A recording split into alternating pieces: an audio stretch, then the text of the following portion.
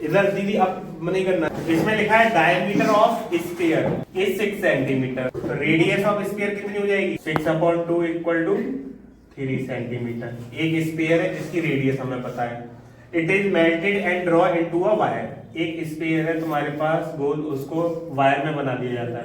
Wire कैसा बनेगा, cylinder से, ये वाली शेप इसमें मेल्ट करके बना दी, तो क्या इक्वल होगा, इस वॉल्यूम में तो इक्वल होगा। स्फीयर से सिलेंडर बनना है। अब जब ये मेल्ट करके चीज इक्वल होगी, वो क्या होगी, तुम सीएस से निकाल रहे हो, सीएस से इक्वल होगा कुछ और होगा, वॉल्यूम इक्वल होता है।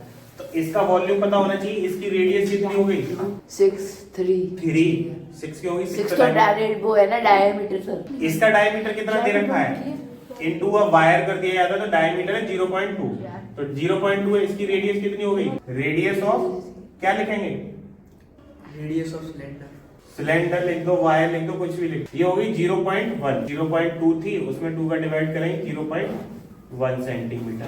इन दोनों का वॉल्यूम भी तो सेम ही होगा।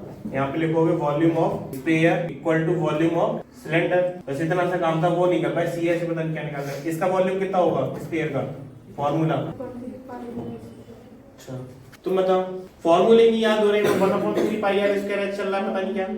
हाँ बताओ, 4/3 पाई आर क्यूब, इसका होगा 4/3 पाई आर क्यूब। हमने केवल फॉर्मूला लिखा है अभी। इसका बीच में इक्वल लगाया, वॉल्यूम ऑफ सिलेंडर कितना होगा, इसका ही फिर 1/3 याद कर लिया है, कितना होगा, मैं फॉर्मूले नहीं याद कहाँ कर पाऊंगी, मैं फॉर्मूले पूछूंगा, ये चीज इसके इक्वल हो जाएगी।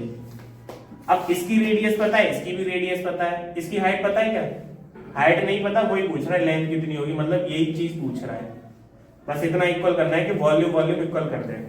4 देखो, पाई से तो पाई कट जाएगा, दोनों तरफ है, 4/3 बचा। आर की जगह हम इसकी रख सकते हैं क्योंकि इसकी हमें रेडियस पता है। तो ये क्या हो जाएगा 3 का क्यूब, यहाँ पे आर की जगह कितना रखोगे 0.1 का स्क्वायर, एच की जगह कितना रखोगे, एल या एच, जो भी एल करना है एल कर लो, एच करना है एच रहने दो, एक वेरिएबल। इसको सॉल्व करना था, कर पाओगे, अब कर दे रहे हैं, ये भी नहीं कर पाओगे।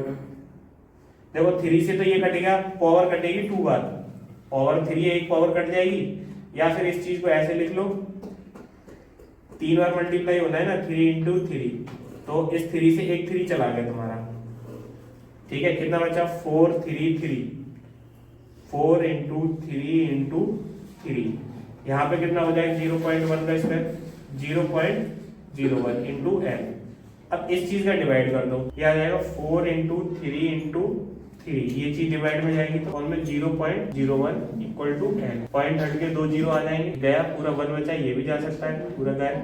इसका मल्टीप्लाई करो, 3 3 या 9 9 9 4 जा 36, 2 जीरो, ये आया। देखो इसमें एक तो स्लैंट हाइट दे रखी है, स्लैंट हाइट होगी तो कौन ही बनना होगा, और यहाँ पे लिखा भी है कॉनिकल टेंट है। स्लैंट हाइट है तो क्या होगा L इक्वल टू हम लिख सकते हैं 25 है, कॉनिकल टेंट है तो खुद समझ गए कि L इक्वल टू ये। और क्या दे रखा है, ये है बेस का diameter, D equal to 14 metre है। R कितनी हो जाएगी, ये चीज ऐसे भी लिख सकते थे, slant height of cone, diameter of cone, radius of cone equal to, ठीक है, ये चीज पता चल गई।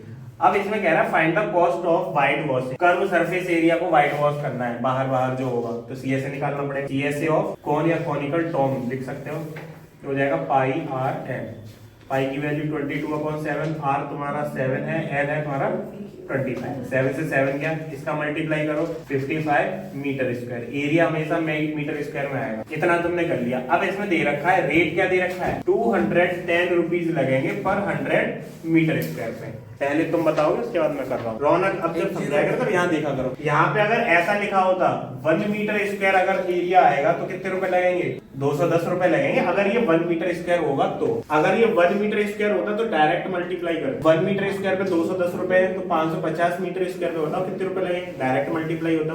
अगर तुम्हारा 100 मीटर स्क्वायर है तो 210 रुपए लग रहे हैं, तो यहाँ से ये दे रखा है 100 मीटर स्क्वायर है, उस पे लगते हैं 210 रुपए। तो हमने बोला यहाँ पे एक होता तो डायरेक्ट मल्टीप्लाई करते, तो यहाँ से पहले 1 की वैल्यू निकालेंगे, 1 मीटर स्क्वायर पे कितने रुपए लगते हैं 200, और ये क्या हो जाता अपॉन में डिवाइड आ जाता। 1 मीटर स्क्वायर का पता चला कितने रुपए, 550 मीटर स्क्वायर का निकालना है, तो यहाँ पे लिखोगे cost equal to cost of white washing equal to कितना एरिया तुम्हारा ये है, 1 मीटर स्क्वायर का पता चल गया। इसके लिए क्या हो जाएगा, उसी चीज का मल्टीप्लाई कर दिया। तो ऐसा समझना, यहाँ से 100 मीटर स्क्वायर दे रखा है, 1 का निकालो, 21 का मल्टीप्लाई करो, कितना आएगा, 1155 रुपए आएंगे, 1155।